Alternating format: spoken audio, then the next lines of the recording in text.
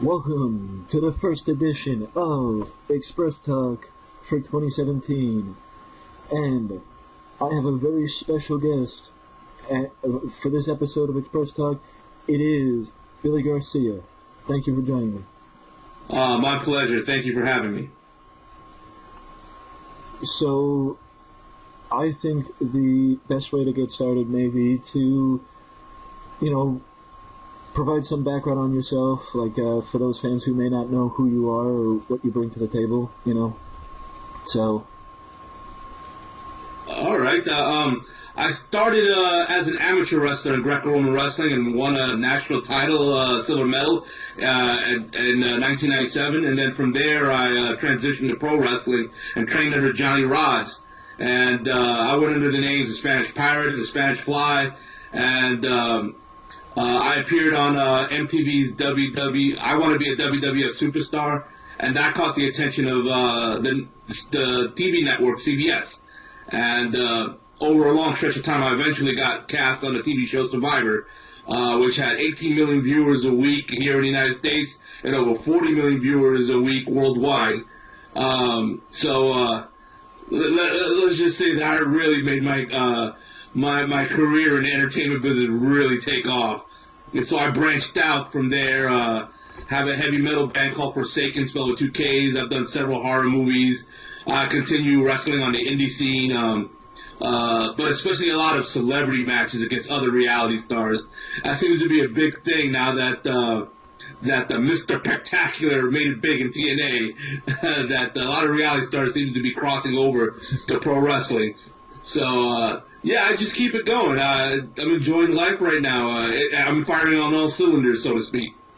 Well, that's great. I'm glad to hear that. Before we jump into what we have on the format, you were saying you were trained by Johnny Rods. Just that it popped a name popped into my head that I don't know if he was there around that time, but Devon Dudley. Yeah, I come in just as Devon Dudley, Big Vito, an Angel of the Baldies, if you remember those guys from the ECW days. Yeah. They were just wrapping up, or just making it big in ECW as I was arriving. And I actually trained a lot with Angel of the Baldies. And then Matt Stryker, from WWE, and now he announces for Lucha Underground. He was just coming in at the same time I was coming in. So that's a guy that I was around quite a bit. Yeah. Now, a question on Stryker. I don't know if you had any interaction with him, but he seems like, a glorified wrestling historian. Is he, exactly how he comes off on television? Actually, he's a really nice guy in person. I think it's just part of his character that was built in the WWE, that he's this pompous, arrogant, former school teacher know-it-all. So I think he just plays up the character, because that's what gets him over. So, but in person, he's actually really down to earth, and he's very approachable. Oh, good. I'm a big fan of Mr. Stryker. Well, no. I like it too. Yeah. Yeah. With that being said, let's move to the first thing on the format, and that is, I think at this point it's 3 weeks ago. You could correct me if I'm wrong, but it was the December 15th episode of TNA Impact that was total nonstop deletion. Yeah, that was their last episode before they started doing their best of 2016's episodes. And boy, did that deliver. Total nonstop deletion is so original and so different that I'm just overwhelmed. I still wonder if Ricky Morton is stuck on the top of that scaffolding there. That was a great way to leave that character. That whole event was awesome. And just on a personal note, Broken Matt Hardy gimmick of the decade, in my opinion. I mean, I think that he may be a throwback to the old gimmicks, like the over-the-top gimmicks from the early 90s. And it's not my cup of tea, but I love the fact that he's doing good for TNA. Yeah, I think the Hardy Boys as a whole are pretty much carrying that company on their back right now. Yeah. And that's not putting down the talent they have there. But yeah, they are utilizing all their experience and all their talent to keep that company afloat. And I'll be damned. I was under the impression beforehand that one wrestler, can't carry a company, or even two, like it takes a whole roster. I guess they proved me wrong. They know more than I do. So, yeah, kudos to them. And I just think this decade is kind of becoming, and the latter part of the decade, becoming a throwback, because, in my opinion, the next best gimmick of the decade is Bray Wyatt, and that's a bit of a throwback. So yeah, my dream match now is Broken Matt Hardy versus Bray Wyatt. I'll mark out for that and pay whatever they charge for that pay-per-view. Well, speaking of that, I don't think it's been confirmed yet, but the rumor has it that over WrestleMania weekend, the Young Bucks will step into the ring with the Broken Hardy Boys at Ring of Honor's WrestleMania weekend event. Yeah, that's gonna be that's being built up right, especially for a promotion that pretty much their product is week to week and not multiple episodes a week like the WWE. So they're building it up right, slowly over a long period of time. I'm just curious. We know we're going to get Broken Matt Hardy in that match. Are we going to get Brother Nero, or are we going to get Itchweed as the partner there? Itchweed, I fell out of my chair laughing when Matt Hardy did that gimmick. That was and it was a squash. That match was a total non-stop deletion. That match was a squash, but it was the most entertaining squash I've ever seen in my life. It was hilarious. But I mean, yeah, you can't help but laugh. It's such a silly gimmick, but it's so over. Yeah. Well, I mean, I'll just say this, that I was at Final Battle when Matt Hardy's what's it called? Via satellite video came on. And the entire crowd was chanting, "Delete, delete, delete." Yeah, I think delete is becoming more over than the yes movement. And, maybe it's because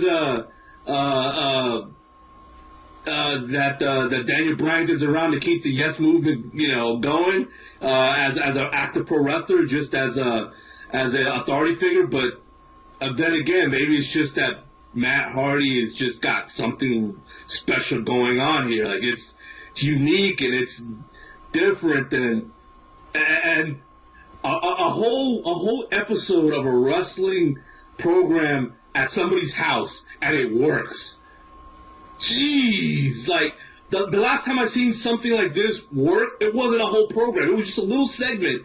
And it was Stone Cold Steve Austin and the loose cannon Brian Pillman. Remember that whole home invasion with the gun and all that? That was the last time I ever seen something like that really work. And it was just a segment, and somehow the Hardys made an entire program like that work. Yeah.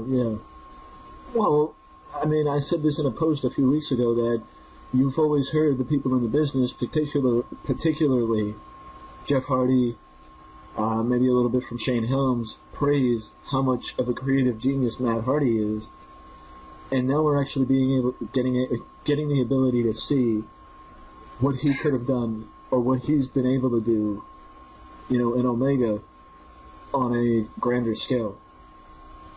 Yeah. Now that TNA is under new ownership, I would, I don't have their ear or anything, but if I did, I would say, like, whatever restrictions you have on Matt Hardy, just take them off. Let him run with it, and just let things go for as long as they can go. Let things run their course, because what he's got going right now is pretty special. I've been a fan since the the mid '80s of pro wrestling. My first live event, I was living in Miami, Florida, and it was Hulk Hogan versus Kamala at the James L. Knight Center. And that's how far back I go, to Hogan's first title reign in the old WWF. And in that entire span, maybe the rise of the New World Order is the only thing that I can compare that's this special. I don't know. I know what you mean. It's more than just an angle. It's almost becoming a subculture of its own. Yeah. And that's what the New World Order did, where you had kids like literally walking down the street doing the For Life, and it was and the NWO took over basically WCW, where you had more people in the NWO than you did in quote unquote WCW, and so you're having this sort of thing where now this movement of Matt Hardy is taking over towards the entire episode. The entire episode is total nonstop deletion, and they had 2 more episodes before that where it was basically Matt Hardy taking over the entire program and having this crazy other dimension of pro wrestling. I don't even know what you call it, another realm, where it's the broken brilliance realm, I guess. I don't know what you call it, but it's genius. Yeah. And, props to TNA for investing in the gimmick. And I think that, this finally will... I'm hoping that Matt Hardy will help bring an end to, the negative press, like what we saw over the summer with Billy Corgan and Dixie Carter and, all the financial instability, and maybe even bring a little bit of stability to TNA. Yeah, well, I think definitely with the new company that's involved, they had been involved for a long time. I follow Fight Network a lot on YouTube, and they had always been a big supporter of TNA, so I'm not surprised that they stepped in financially. That being said, I think the combination of that financial stability plus Matt Hardy's genius being allowed to just run with the ball. I see TNA as not only stabilizing but taking steps forward. Yeah. They had their run where they were in the big arenas, and when Hogan was there, Flair was there, and when that run was going on, I had always said I don't think that's sustainable. I never seen a company try to duplicate WWE and stick around. Yeah. So I'm glad that they nixed that idea and they brought back the six. That was the first big step. The six-sided ring, bring that back, because that's what made them unique. And then now they're going in a completely different direction that WWE would never go in, and that's perfect. Yeah. But I have a question for you. Since you're a Ring of Honor fan, what do you think of the rumors of Billy Corgan getting involved with Ring of Honor? Not like he actually has a good record in pro wrestling. Yeah. I mean, with the question mark that still is Resistance Pro, and how he, honestly, in my opinion, I think he had the best interest at heart for TNA.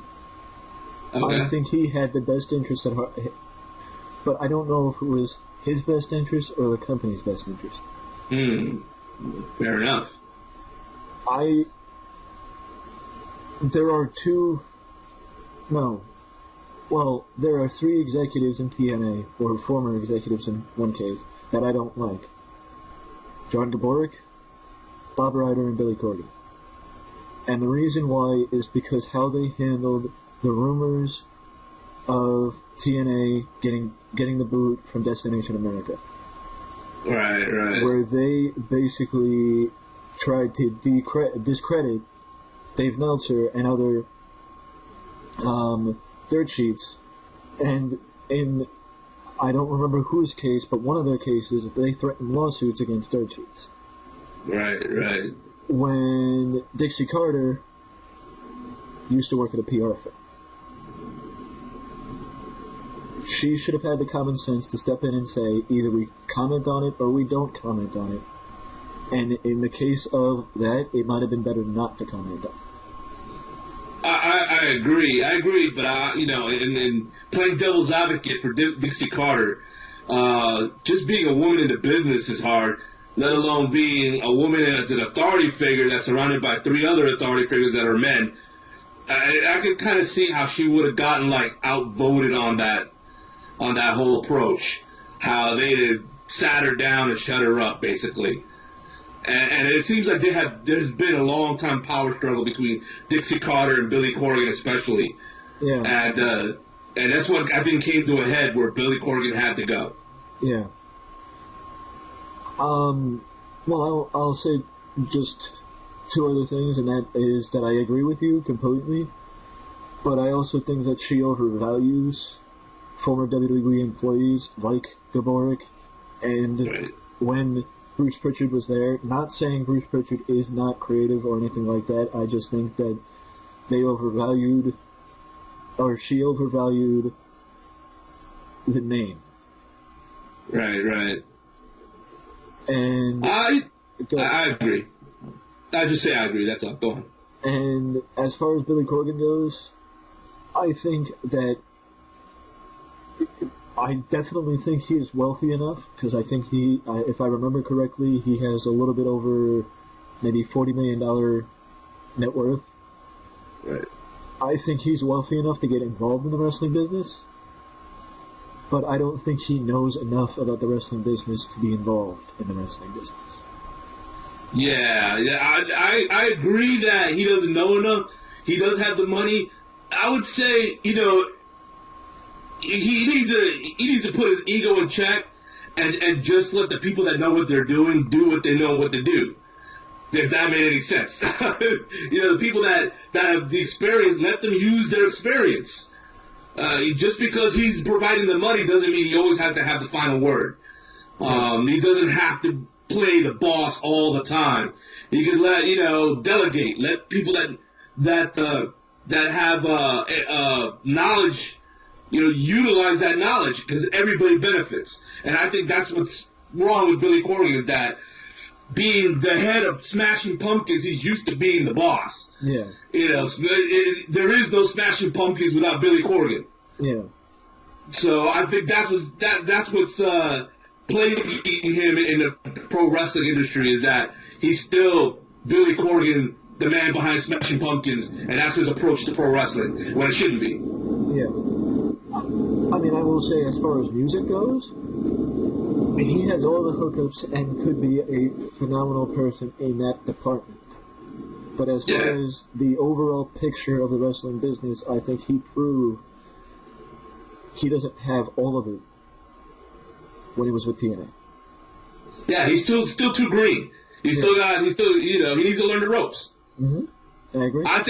I think he would benefit. This is something Vince Russo did way back in the day, where he went to Johnny Rods and trained with Johnny Rods, even though he had no intention at the time to wear a strap and be in the ring.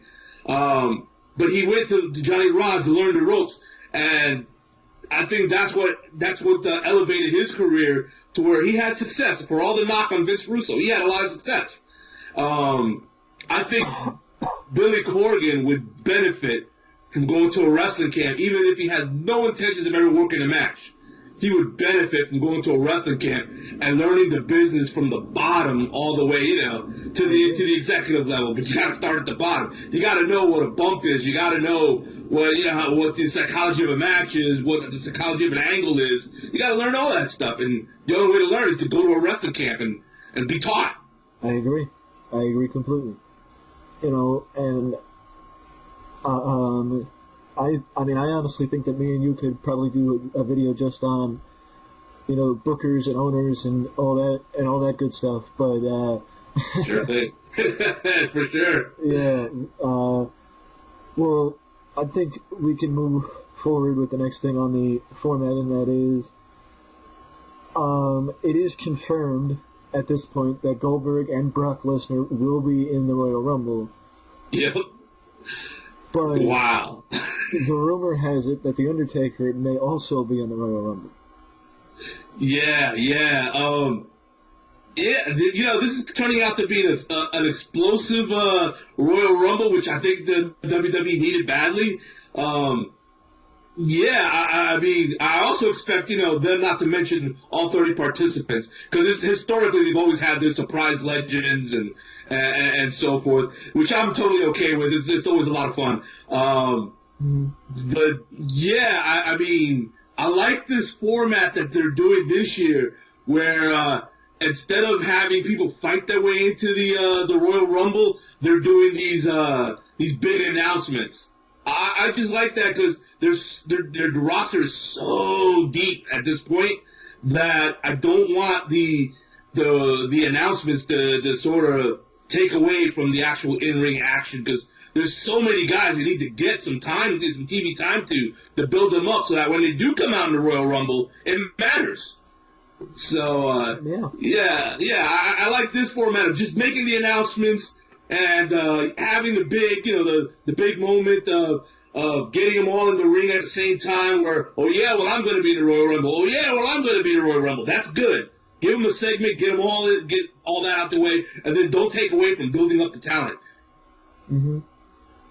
Now, do you think that Taker should be, if Taker is in the match, do you think he should be a surprise, or do you think they should announce him beforehand? They should just go ahead and announce it beforehand, because I don't think anybody would believe it as a surprise. It would not be an AJ Styles moment in the Rumble. If The Undertaker comes out, I think everybody would know he's coming out. It's just a matter of what number.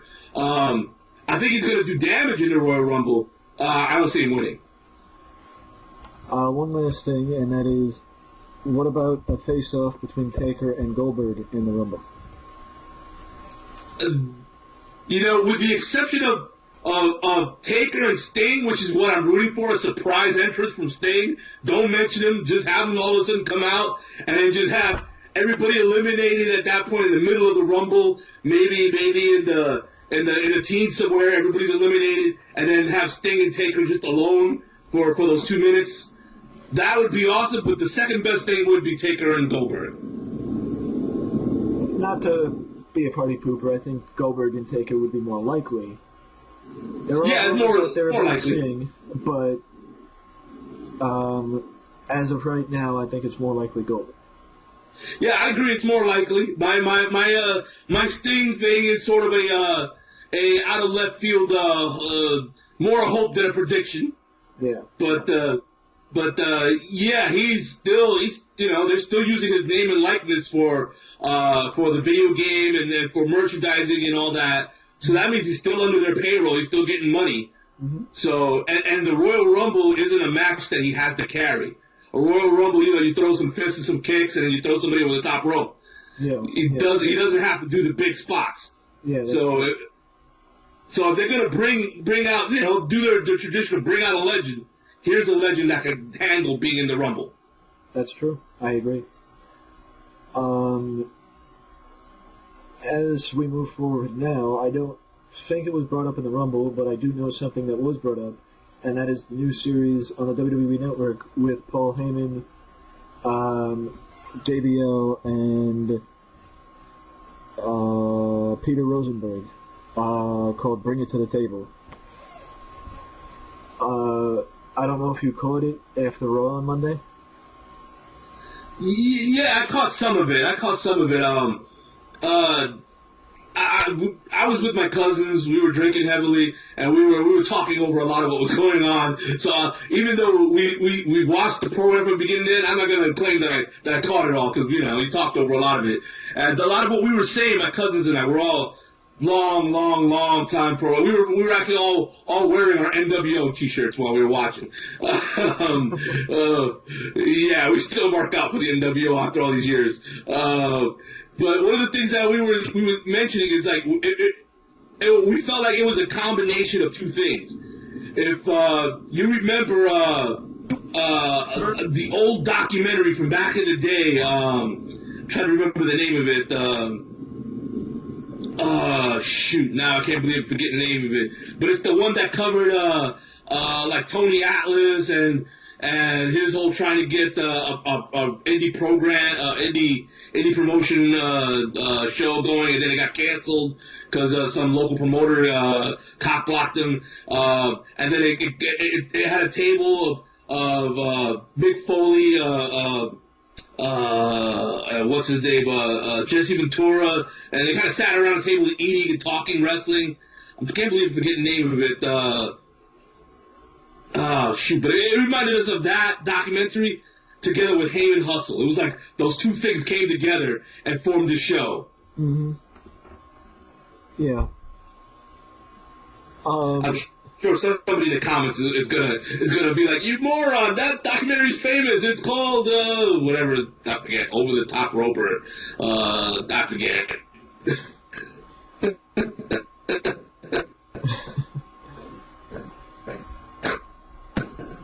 You'll hit me later. Well, the reason. What you think of it? Well, I only caught a little bit of it, and the reason why I brought it up is because of what I caught was, I think Rosenberg asked the question, is 3 hours for Raw too long? And JBL said no, because WWE makes a lot of money. Yeah, WWE has such a deep roster that to get it all in, they need all this TV time. They need 3 hours of Raw, 2 hours of SmackDown, the hour of NXT. Now they added the Cruiserweight show. It's called 205 Live. Yeah, they need all of that. Like just to get it all. If you're gonna have a roster that big, you're gonna need all this airtime. And even back when it was a WWF, they had Superstars of Wrestling, Wrestling Challenge, Primetime Wrestling. They had a lot of programs even back then because they just, historically, they've always had a really deep roster. So, yeah, I kind of agree with JBL. But then also, my favorite era of pro wrestling was the Monday Night Wars. And then, Nitro going to 3 hours. It's like, being a kid in a candy store where, yeah, you should you're probably better off with taking less wrestling in, but so what? So what? Even if a lot of it is just extra time for promos and Nitro girls, and so what? I loved it anyways. Yeah. Makes sense. I mean, I agree, but I think the importance needs to be taken more seriously, and, there's not enough importance given into the product. Well, I agree. To me, the perfect format of pro wrestling is, if you remember the old Crockett promotion, Jim Crockett promotion, to me that was the perfect format where they had their program, World Championship Wrestling, where it was a lot of matches were jobber matches against their superstars, and then they would work angles over a period of months. It wasn't over a period of like 2 or 3 weeks, over a period of months, and then they had their big pay-per-view once every 4 months, like the Great American Bash, Starrcade, the Bunkhouse Stampede. Like it was like only 3 pay-per-views for them back then. So it was once every 4 months. The perfect format for longevity. WWE, or back when they were WWF, they broke that mold, and that only works for them. So yeah, for WWE, I agree with JBL that for them it works, but for no one else. I agree. I agree. I agree completely because it's like Bill Watts said that if you try and out-Vince Vince, you will lose. Yeah, no kidding. I was fortunate enough to wrestle for the AWA at the very end of it, when it was under Dale Gagne, and I was at Wrestle Rock 2008, and that was like their last big one when Vince came in and said, "Hey, I bought this thing. You guys are done." He got the court order to shut them down, and I could just tell you, just from talking to all the guys that were back there, Nick Bockwinkel was back there, Larry Zbyszko was back there, Sheik Agnew KC was back there. We were all hanging out in the locker room, and these old guys, they're reminiscing, and the subject came up of what they did wrong. What happened? What happened at what they did wrong? If you asked Vern Gagne, it was that his property got seized by the government and he didn't have the collateral anymore. But they kind of didn't feel that way, these legends. They were all feeling like what they did wrong was they were trying to copy the WWF format of having multiple TV shows plus having regular pay-per-views. And if they had just stuck to what they were doing, they would still be around today. And who would know better than the people that were there? I agree.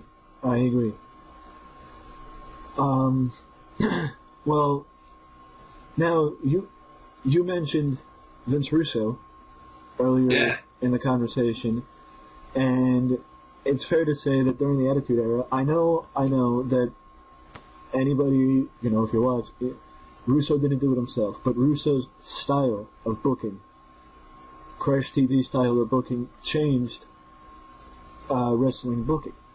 Because to be fair, at a certain point, it became where it was just him and Ed. That's it. Agreed. Nowadays, if you had the opportunity to change anything about pro wrestling nowadays, whether it be a booking style, gimmick, anything, what would you change?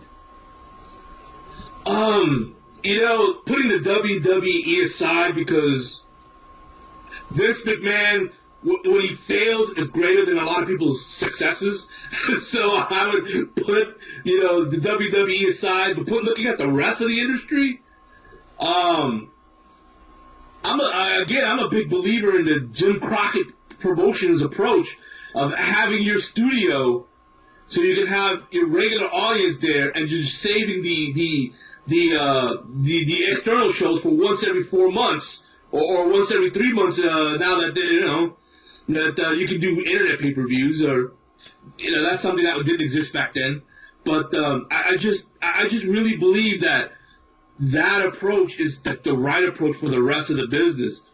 TNA was able to survive because they dropped the arena-to-arena format and went back to Orlando and stayed in Orlando as their week-to-week programming. Like, that's how they were able to survive.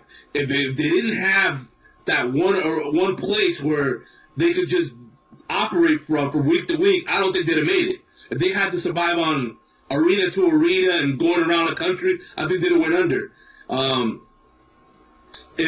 If WCW would have been willing to take a step back, or ECW for that matter, were willing to take a step back and go back to that format of, WCW had their arena with Saturday Night, which is actually one of my favorite sets, by the way. The 1995-96 set of WCW Saturday Night is one of my favorite pro wrestling studio sets.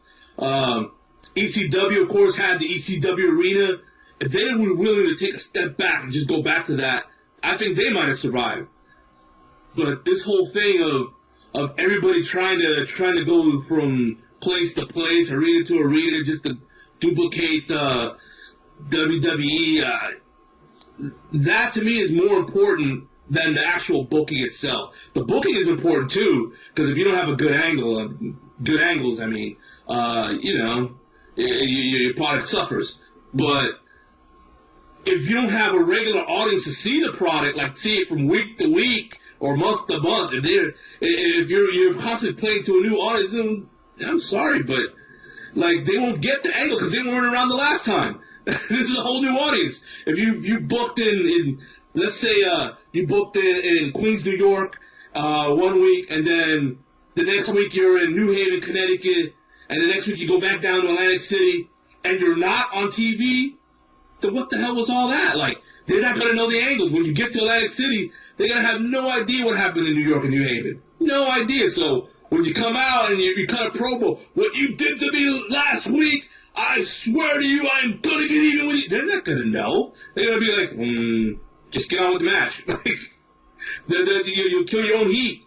So I think booking-wise, for the rest of the pro wrestling, rest of the pro wrestling industry, you just gotta keep it real and keep it that you don't have that week-to-week audience unless you're in one place. Mm-hmm. Well, I'll make a point, and I've to what you said, that I have always felt, or I don't know if you know about the Wrestling Observer and PWI awards, year-end awards that come out every year. Yeah. For sure. And I've subscribed to Pro Wrestling Illustrated. Well, one of the, I don't remember who or if both of them do, but one of them award the worst pay-per-view of the year. Yeah. And I've always felt that as a company, if you see your pay-per-view get voted the worst pay-per-view of the year more than once, you should kill the pay-per-view. Because it's a damaged brand. Yeah, no, I agree. This reminds me of something from back in the day where for 2 years in a row, WCW/NWO sold out with the worst pay-per-view. And you know, credit to those guys, to Eric Bischoff, that he read the writing on the wall and he just mixed the pay-per-view all together. You just got to, like you said, you just got to bite the bullet and just swallow your ego and say, okay, you know, Babe Ruth didn't hit a home run every time out either. So that's one of the things I love about Dusty Rhodes style booking, is that when he had a dud, he moved on quickly. Like, he's had his great ones like the War Games. That's probably one of his big ones, and he did Night of the Skywalker 2 years in a row. Another one of his big ones in his style of booking. He came up with some good ones, but he also had his Shockmasters. You know, he had some bad ones, but he was smart enough to just move on, let it go. Okay, you're gonna have your strikeouts. You're not gonna hit home runs unless you're willing to strike out. And when you strike out, it's true you have to have a short memory. You can't beat yourself up over it, or it'll seep into your other bookings. But you also have to, end it. You have to cut your losses. And I couldn't agree with you more on that. I think when you have a crap load of money like Vince McMahon, you could afford to stick with it longer to see if you can fix something. But for everybody else, you run a risk. Yeah. If you stick with something that's not working for too long, you hemorrhage money. And in my opinion, I wasn't there obviously, but in my opinion, that was the beginning. That was the first domino that fell for TNA as things were going sour for them. I think they stuck with the format of the whole arena and the whole big spending of Hulk Hogan and Ric Flair trying to make TNA be as big as WWE. I think they stuck with that for too long, and that was that first domino that fell. Yeah. And I will throw two other pay-per-views in there. One other from WCW, and that's Uncensored, because I know Uncensored at least won it once. I don't remember if it won it more than once, but I do know Victory Road from TNA won the show twice. To be fair, the second time was not TNA's fault, and it was Jeff Hardy's fault. But it's still, the brand gets damaged no matter whose fault it is. No, yeah, especially when you're, like I said, not the WWE. The WWE can afford to take the hit. Everybody else cannot. Exactly. Yeah. Mm-hmm. So yeah, I agree. Yeah. Speaking of WWE, one thing that always comes about in this time of year is people talking about the Hall of Fame and who will go into the class of 2016, 2017, the year's class of the WWE Hall of Fame. So I wanted to get your thoughts on, maybe pick 5 or 6 guys who you think should go into the Hall of Fame this year. Wow, okay. Well, I think a lot of people are hoping that The Undertaker goes in because there's, with the hip surgery and all, this is probably it. So it would be nice if he gets into the Hall of Fame, we see that last match at WrestleMania, and then, he can go on with the rest of his life. It's a good way of doing it. I think that, the WWE has done that before. You can correct me if I'm wrong. I think most recently, it was, they've done it before. I'm not sure if it was most recently, but they've done it before with Ric Flair. They've done it before with Hulk Hogan. Well, Hulk Hogan came back. He's always coming back. That dude can't stay away. This is like crack to him. They've done it before where they had that wrestler inducted, and then that same WrestleMania, or maybe the WrestleMania before, they had their last match. Sting had the last match for WrestleMania before, I believe. Sting would be the most recent. Yeah. So I would like to see The Undertaker as that number one guy because let's be honest, he saved the WWF when it was at the Monday Night Wars. WCW was winning. What was it, 86 weeks in a row or 82 weeks in a row, something like that. I forget. I used to know the number by heart. I used to rub it in. I was a WCW guy. But yeah, it was The Undertaker who, by him staying and not taking the money, that was what, turned the tide and made the WWF a player to where they're now back in it. So, you got to reward the guy. If for nothing else, besides the 20-plus years, 20-something years, if there's nothing else than that. And then he took a gimmick that I don't think anybody else could have got over with that gimmick. I don't think, in fact, Dustin Reynolds, Goldust, he tried that gimmick, didn't he? He didn't get over with it. So yeah, he's my number one guy. Of the old school guys, there's some old school guys. If you're gonna have Coco Beware in the Hall of Fame, then I don't see why you can't have like the Killer Bees in the Hall of Fame or geez, I can't believe I'm forgetting damn, I can't believe I'm forgetting their names. The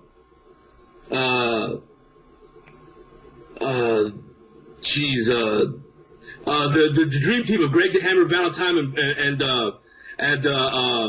Brutus Beefcake. That's the name I couldn't remember. Brutus Beefcake. If you're gonna have a mid-Carter in the Hall of Fame, then you gotta look at the mid-Carters of that era and say there was something special going on. A lot of these guys should be in there. These mid-Carters. So I would look at the mid-Carters as well from the '80s for a lot of sources of internationally. They always have that one international guy lately. You notice that? Yeah. Like they always had I need to look this up. Is Giant Baba in the Hall of Fame? If he's not, he should be. No. Baba, I think Inoki is, but I don't think... Yeah, Inoki's for sure. If Giant Baba isn't in the Hall of Fame, I think he's not. Then he should be. He held the old WWF world title, so it's not like they don't know he existed. Yeah. Mm-hmm. I agree. There's no doubt that Baba should be honored by WWE. Yeah, so he would be my international guy this year. Celebrity, that's a tough one because they put in a lot of celebrities lately. They're kind of running low on celebrities that I would put in. Yeah. I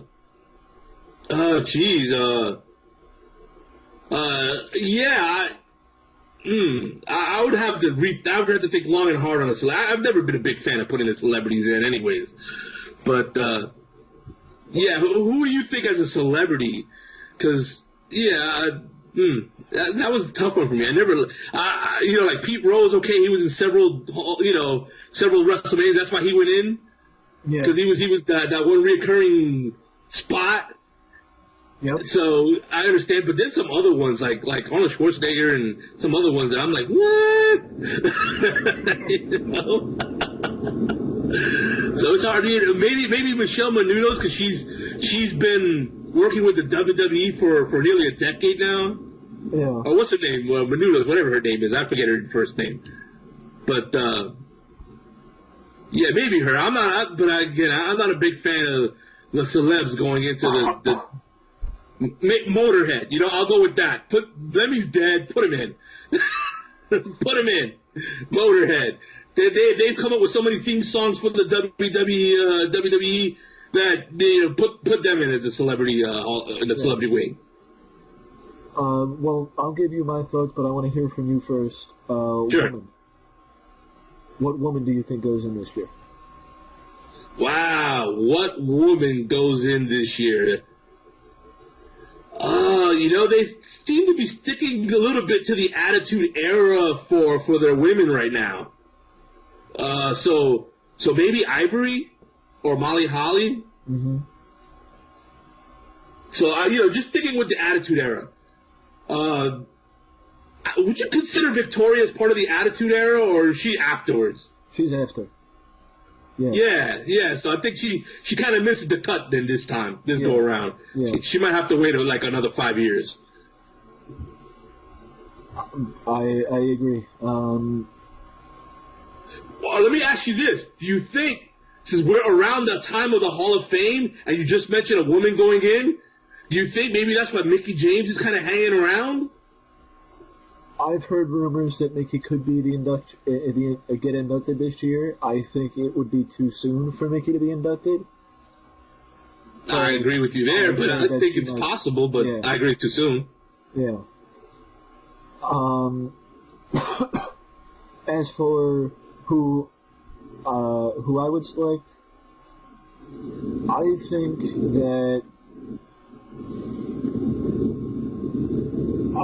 that if he's available, The Rock should be the meal ticket for this year's Hall of Fame.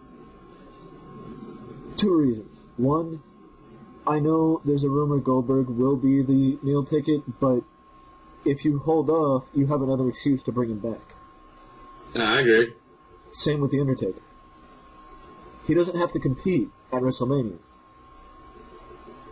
but you have another excuse to bring him back. The Rock, with the movies that he's doing, it may be better to do it sooner rather than later. Okay. As far as the other people, I agree with you that they should be taking a look at people from Coco's era, but I think they should be looking at gimmick guys from Coco's era and Hillbilly Jim. That's a good one. He's been a long time.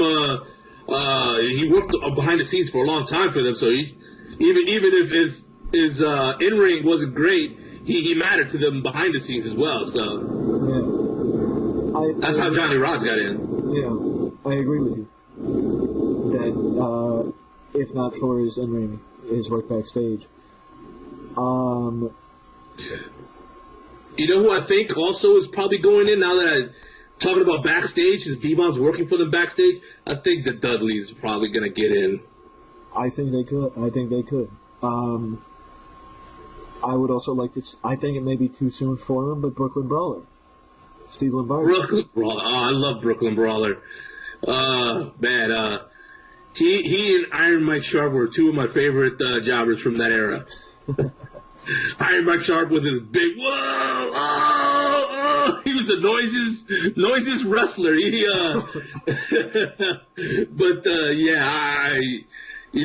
guys who I think it's becoming more and more of a thing to call them carpenters than jobbers, because it's more complimentary. But these guys, they should have a wing. They should have, to where they get a selection every year. Yeah. A guy from who did that work. Yeah, I agree with you. Barry Horowitz, Barry O. Yeah. All these guys, they did what their job was supposed to be, and that's enhance the talent. Yeah. I'll go Rick Rude as the posthumous induction. Rick Rude. Demolition's a good one.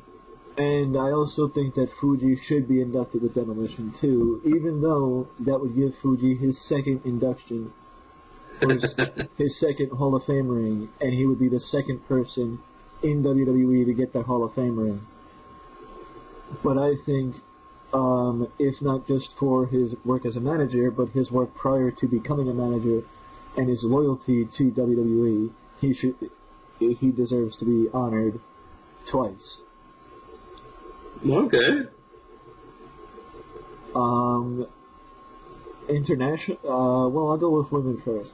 Though I agree with you that the Attitude Era seems to be very prominent, I think with the fact that they've been honoring, with last year they honored, a lot of the old school people where they're, finally inducting the Golden Age people. Right. Like a Jim Londos and Mildred Burke and all those people. I'm not saying pick another person from there. I just love that they're finally doing it. I think that they should go to the 1980s and pick a woman from the 1980s. Okay. If I had to pick, maybe Lolani Kai or maybe the Jumping Bomb Angels. I think that, go with somebody more known. Okay. Well, just prior to the Attitude Era, just prior to it, you had Bull Nakai, who was very prominently featured in feuds against Medusa when she was under Blaze. So maybe that's somebody, she was, and Bertha Faye was somebody else who was a female who was featured during that era. Who else? If you're gonna go back, Rockin' Robin was somebody who just doesn't get the credit she deserves. I think she's very underrated. Yeah. So maybe this is a way to make up for that. Yeah. As far as international, I think Bull Nakai could be an international, but I also think that I would love to see either Teiji Muta or Jushi Maiga get the induction. Wow. My concern, I see, if we're going to go there, then yeah, just for the Great Buddha gimmick and what it meant during that era of WCW and how it built up the Sting during their feud for the TV title, and then eventually the Great Buddha held the NWA title when it was still in WCW, was brought back a second time. And he feuded over it with Masahiro Chono. I think just with that alone, what it meant to WCW, was good enough reason to put him in. My concern is that, if Vince McMahon and that whole crew that's responsible for the WWE Hall of Fame, are they aware of how much, he meant to WCW during that era? I wonder. I mean, I completely agree with you, and I think that's the reason why alone Muta should go in, even though he never spent time in WWE. But if you want to pick somebody from WWE who's also international, Satoru Sayama, the original Tiger Mask. Yeah, okay, that's a good one. That's one that I slipped my mind. That was a good one. What I would also like to see, which I don't think we're going to see for a long time, is guys that worked in the ECW get credit and put in the WWE Hall of Fame. There were so many guys that, like Taz. Like Taz wouldn't go in for what he did in the WWE. He would go in for what he did in ECW. But they would have to recognize that in order for that to happen. Yeah, I agree.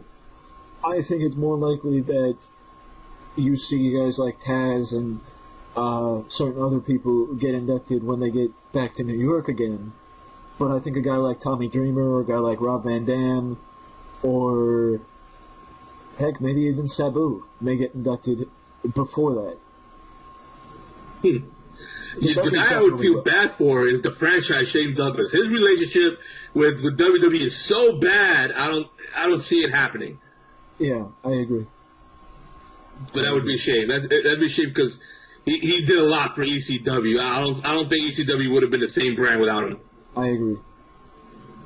Well, not to go out of order, but All right. do you think physical building is a necessity for the Hall of Fame?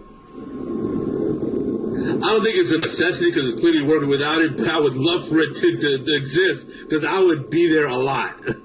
Like, I would go, I'd mark out, I'd buy merchandise. I would totally be a fanboy.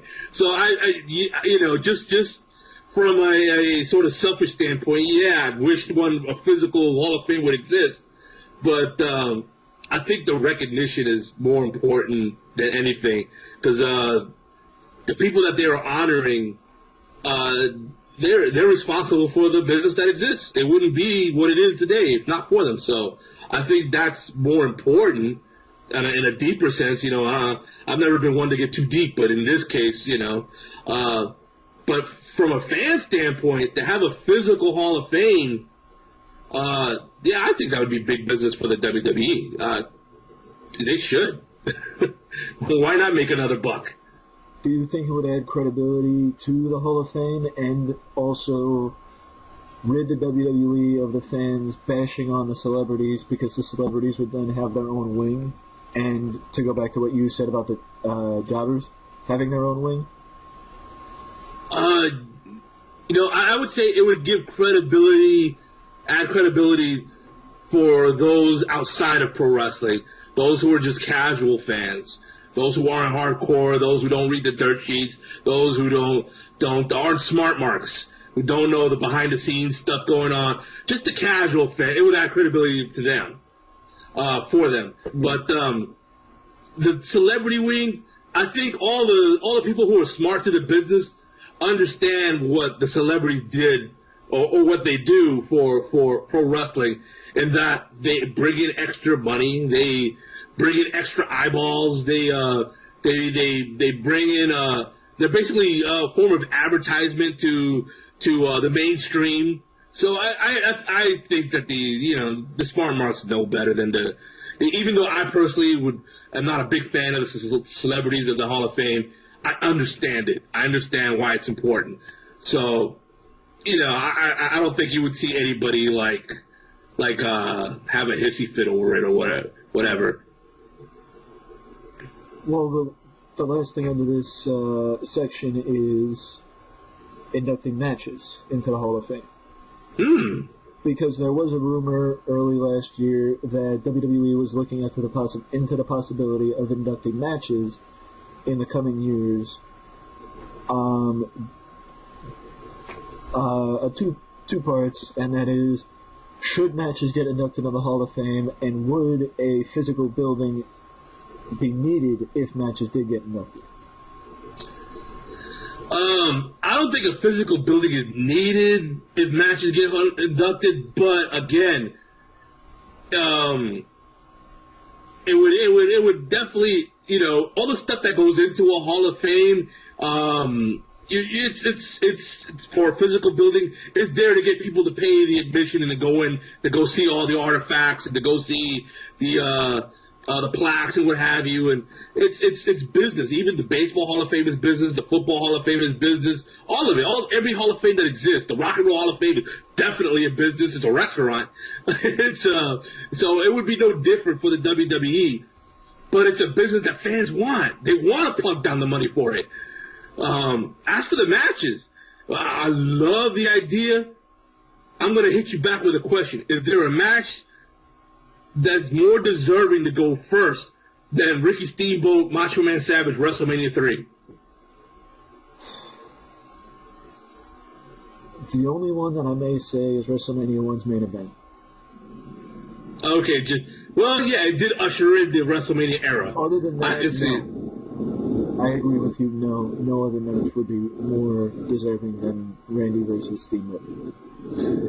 Yeah, because to me, that's the number one greatest match ever. in the WWE, number one greatest match of all time, to me, it's Ric Flair, Ricky Steamboat at Chi-Town Rumble. So Steamboat's got my number one and number two.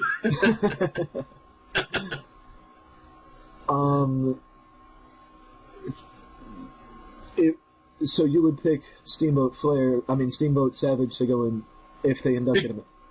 Yeah, because it's a WWE Hall of Fame, so they should go first. Yeah. But I do think that the Chi-Town Rumble match would have to go in eventually, because to me, that's the greatest match of all time. I agree that Savage Steamboat would have... I would agree that a WWE match has to go first, but I also think that them inducting matches would open up more longevity for the Hall of Fame. Yeah. Yeah. Yeah, no question. And it gives credit to the importance of the match. It pretty much gives credence that the match is always the centerpiece of pro wrestling. It's not the promo. It's not even the angle. It's always the match that's the centerpiece of pro wrestling. Yeah. So it brings that home. Yeah. I agree. And before we move on, I just want to throw out my celebrity pick would be... Oh, yeah. I know I've heard a rumor that Bob Barker may be the celebrity selection this year for his guest spot a few years ago, and also winning the Slammy for Best Guest Host. So I would have no problem inducting Bob Barker. But to your point of Motorhead, or I would also throw out names like Andy Kaufman and Leslie Nielsen. Wow, see, Andy Kaufman back in the day, I don't think the really, really, really young fan or people who are new to being Smart Mark could appreciate like what Andy Kaufman's contribution to pro wrestling was as a celebrity. He was the first guy to bring in the mainstream media. He was the first guy to get on all the news interviews and the entertainment magazines and what have you for what he did. And then he did it in such a way that was so true to pro wrestling that, yeah, you know, if they ever do this, they will never do this. But if they ever like inducted Angles into the Hall of Fame, that would be one that would deserve consideration. If the whole Andy Kaufman, greatest intergender wrestler of all time angle. Like that is, even to this day, it still brings a smile to my face. I will say that I think that because they will never go to Memphis, Tennessee for WrestleMania, or at least I don't think they will, next year in New Orleans may be the best time to induct Andy Kaufman as a celebrity into the Hall of Fame. Yeah, he meant a lot. Yeah. He's to me, when it comes to celebrities, now that you mentioned him, he might be arguably as overdue to be recognized by the Hall of Fame as Bruno Sammartino was. Yeah. So yeah, that's a good one. That's a really, really good one. I'm a little disappointed in myself that that slipped my mind. And I will just throw the name out there once again of Leslie Nielsen because of his involvement in WrestleMania's. I think it was a WrestleMania and a SummerSlam, if I'm correct, in the mid-90s.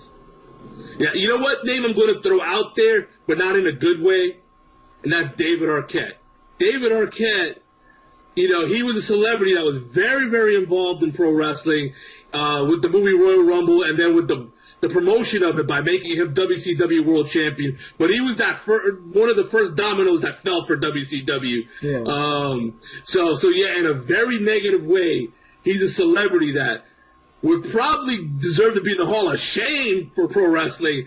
But if you're going to recognize a celebrity who's you know, made an impact in pro wrestling, positive or negative, you know, at least his name deserves to come up. Well, I think he's more deserving of it than Will Refrigerator Perry.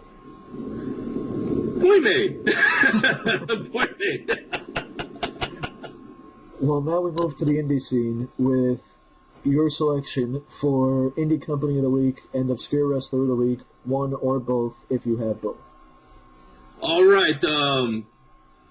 Well, my Indie Company of the Week is NWA, because I've never stopped being a fan of theirs, and they have some great territories. if you follow the lineage, it started out as NWA SAW, which is Southern All Pro Wrestling, or I forget, whatever, Southern Pro Wrestling. Yeah, and then now they're NWA Inferno. But basically it's in the Tennessee area, and they have their own area or their own building, and it's really, really, really reminiscent of the early 80s of the NWA. They've really done a good job of recapturing that feel. Mm-hmm. It can be seen week to week on YouTube. So if all the fans just want to check it out, like it's really good. And if I were to, pick for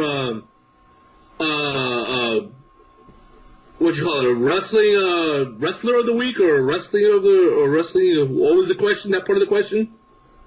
Basically a wrestler that you think should get more attention than he does. Okay, there's this tag team that just became the NWA World Tag Team Champions called the Heat Seekers.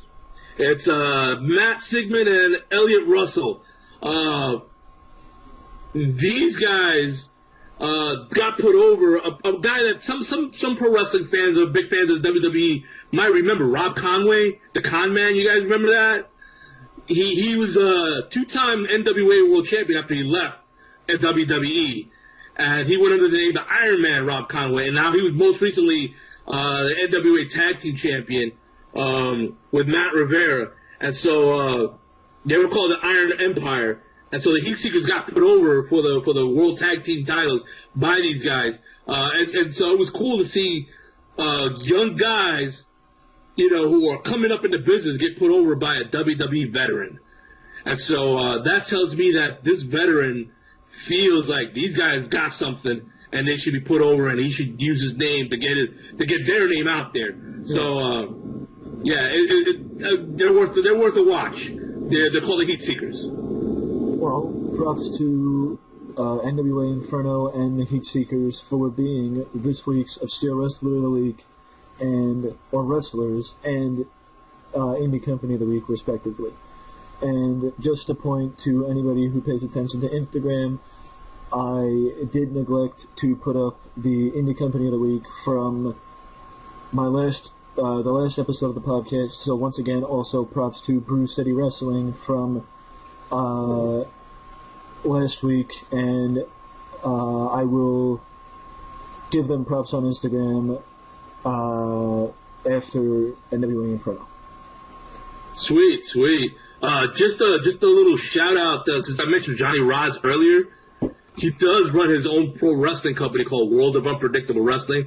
I'm sure it sounds like, what kind of a name for a wrestling company is that? But what the story behind that is, Johnny Rods' name towards the latter part of his career was the Unpredictable Johnny Rods.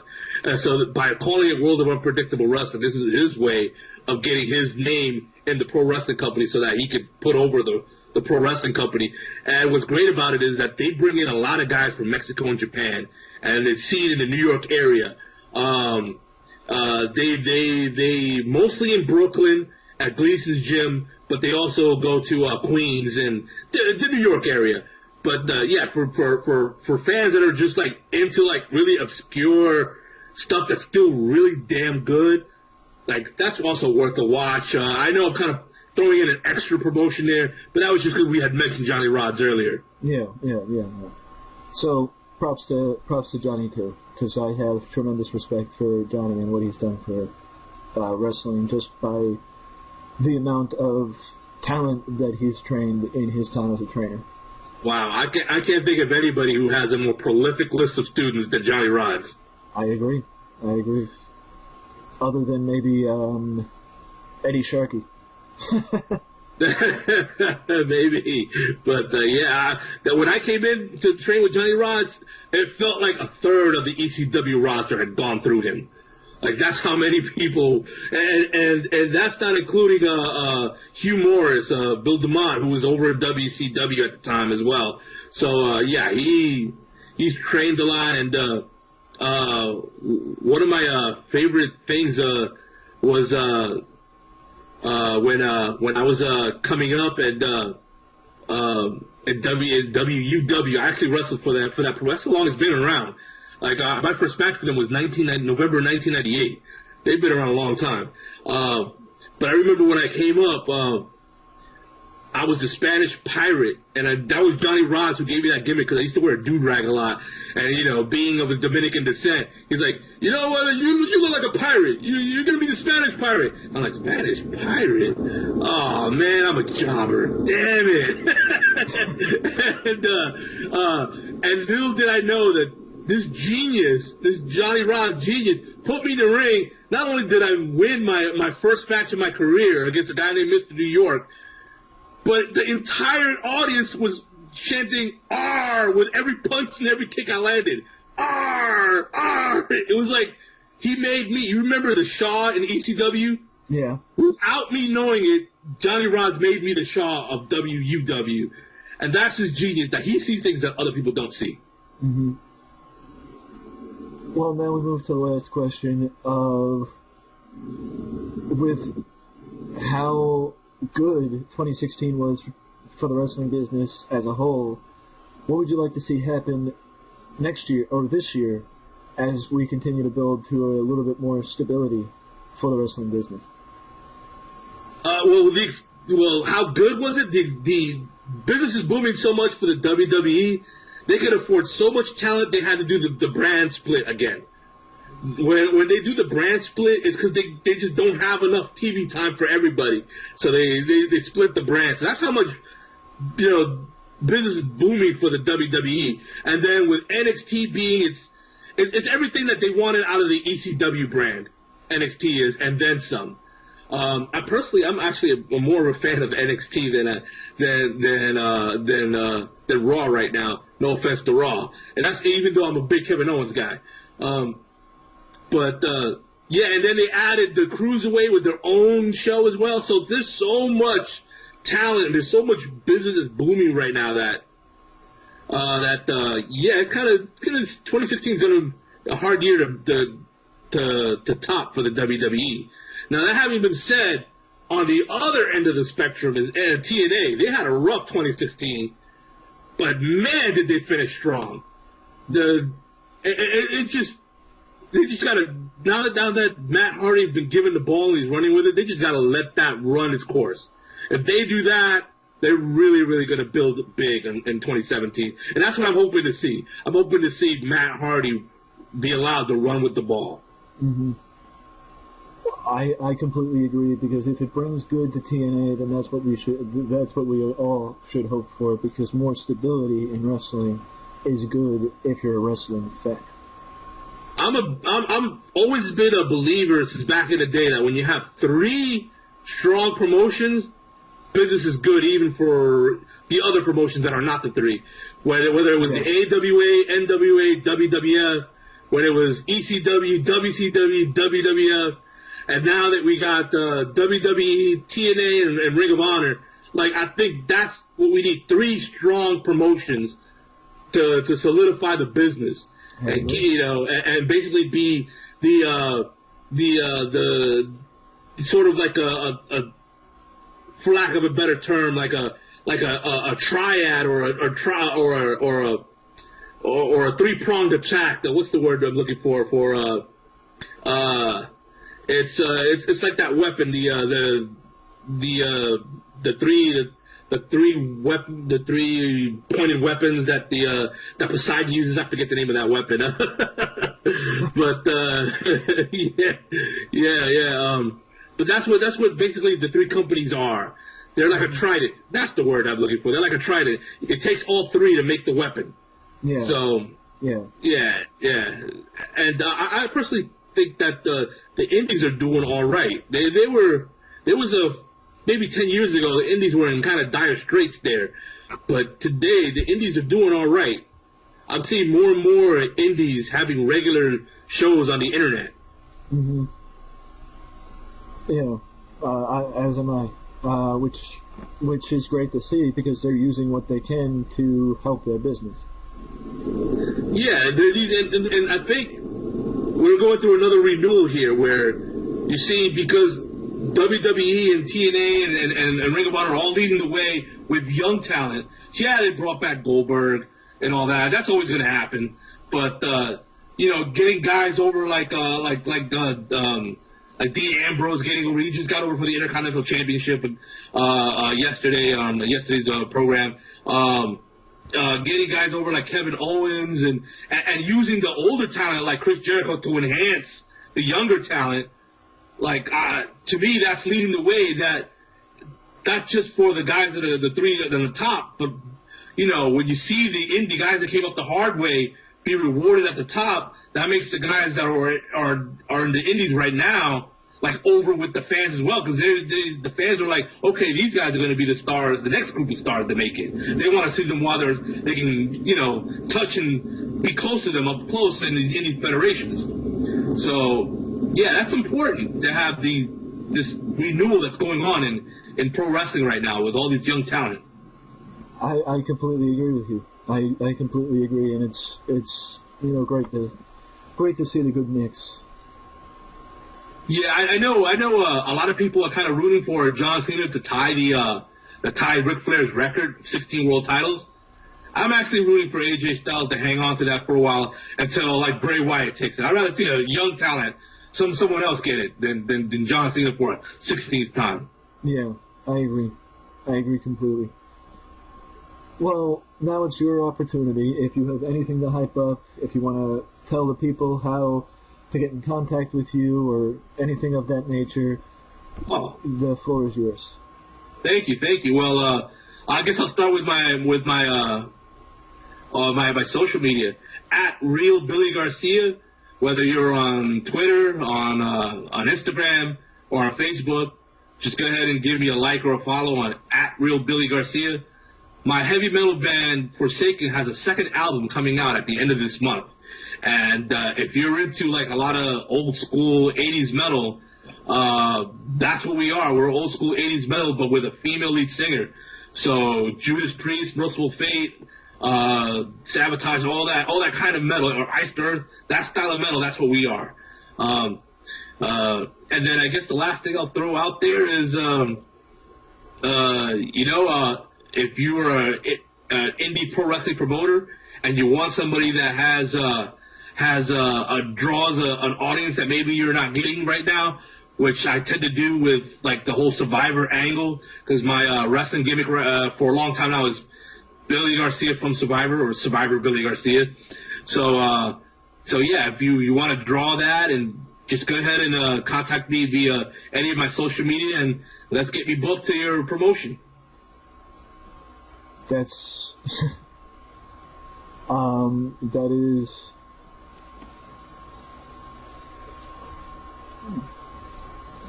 if any promoters are listening, you heard it first here.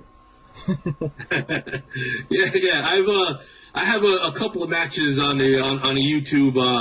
One of them was in Virginia, where I had a hardcore match, where it was me and a guy named Mr. Terrific versus Johnny Fairplay from Survivor and a guy named Coach Dotson, and it included everything from kendo sticks to garbage cans, and I put Coach Dotson through a table with a splash, and so I think I kind of illustrate that I could bump, and then I could work, and I could work the regular wrestling, I could work the hardcore wrestling. So I like that match for that as a way to represent me in case those that would want to book me need to see something, need to see what I can do. Mm-hmm. Makes sense. Well, with that being said, for you, the viewer, if you like the video, feel free to leave a like. Because for you, the viewer, now is your chance to comment on the video and let us know what you thought of the video, because we want to hear from you. But if you don't want to leave a comment, you can always leave a like and subscribe to the channel for more content just like this that you can only find right here at Wrestling Express. And I promise, in the next video, I will remember my outro. Well, I've definitely had a great time here on Wrestling Express. Thank you for having me. And I thank you for showing up and giving me your time. My pleasure. My pleasure.